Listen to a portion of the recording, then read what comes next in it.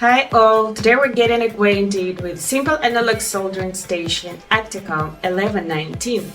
This station features one channel with maximum power of 48 watt.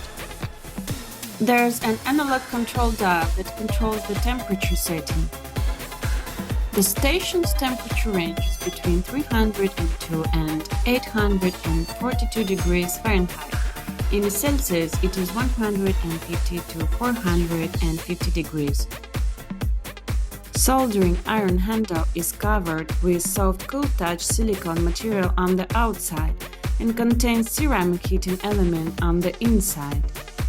The set includes a stand with a sponge. Before soldering, add some water to the sponge. The soldering iron is connected to the station with a 4-pin connector. The soldering iron has a ceramic heater and allows you to quickly replace the tip, but the replacement should be done only after the soldering iron is completely cooled.